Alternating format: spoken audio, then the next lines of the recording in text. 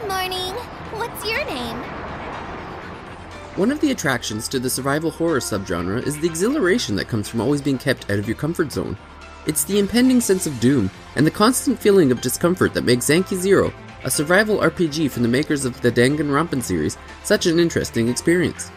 Seldom are you given a moment of safety as you attempt to survive a post-apocalyptic world and learn the history of each of the memorable characters.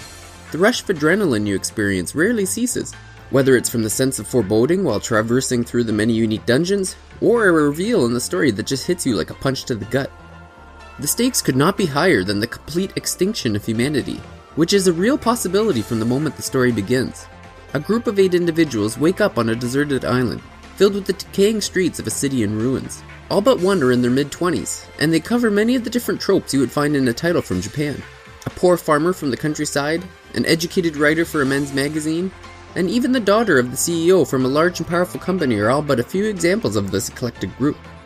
The only source of information regarding the current predicament is a cartoon that plays on televisions throughout the ruins, which features a clone sheep named Mirai and her assistant, a young boy named Sho. The duo advise the group that they are the last remaining humans on Earth but provide no explanation as to why. The most shocking revelation is that the group are actually human clones brought to life by the aptly named Extend machine, which is located on the island with them. The machine grants them never-ending life with the unfortunate side effect of experiencing a lifetime of aging within a 13-day period. With their memories contained in a computer chip located on their belly buttons, the group are able to revive themselves upon death, whether it be from old age or from the many dangers within the new world. This ability is utilized to traverse multiple dungeons in order to find the parts necessary to reverse the advanced aging and thus allow for the repopulation of Earth. The quest to repair the Extend machine in order to save humanity requires tracking down parts found in unique dungeons that are explored in first person on a grid-based map.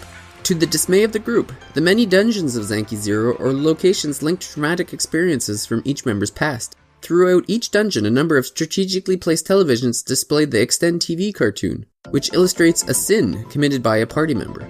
It's a clever device to narrate the story and provides context and personality for each individual.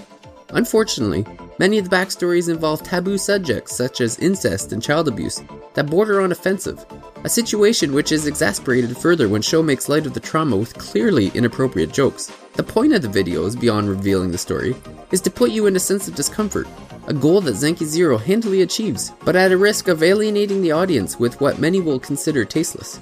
Fortunately, painful personal histories and dark comedy are not the only things to be found in the dungeons. The humanoid creatures that roam the halls are all that remains of the human race following the near extinction, and they are out to finish the task.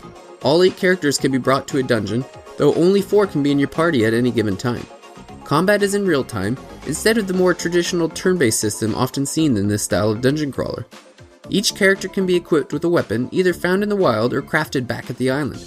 Attacks take a moment to charge, and then they can be unleashed when next to an enemy. This attempt at refreshing the combat system is admirable, but ultimately comes across as limited.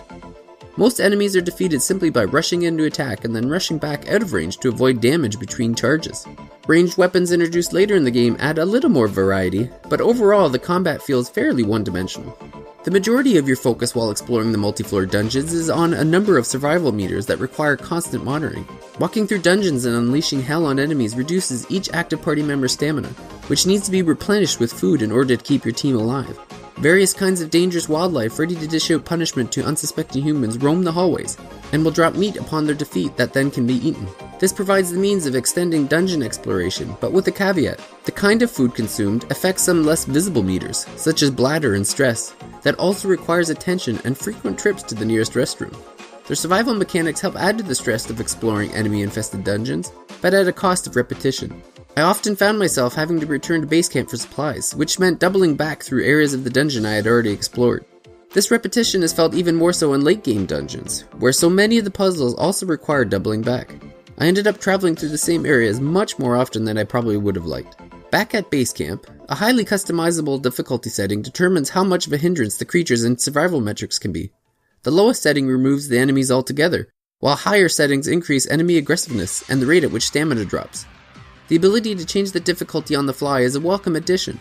It allows players to emphasize surviving the dungeons or to remove combat altogether if they want to enjoy Zanki Zero as a visual novel. It also provides the options to progress through difficulty spikes, so if a particular boss proves to be burdensome, instead of grinding to strengthen the party, You could temporarily lower the difficulty setting in order to proceed to the next dungeon.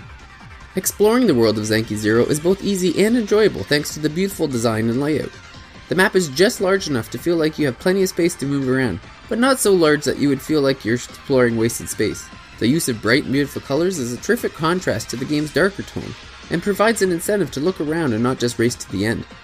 The music comes off as a little generic, but does a good job of adjusting to match the feeling of the situation. Melodies are light and fun during times of levity, but will speed up and add to the stress of a tense situation.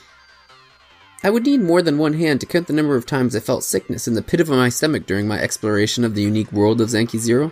The dread of learning what miserable history awaited me at the next television was palpable. The use of shock, often associated with the Saw franchise, would be a fair comparison to how Zanki Zero successfully generates an emotional response. If that's your thing, you'll likely have a great time. But if you were hoping for a more psychologically deep experience, it's not to be found here. Just like Show's sense of decency. Thanks for watching. Make sure to head over to RPGFan.com for all your RPG-related reviews, news, podcasts, and more.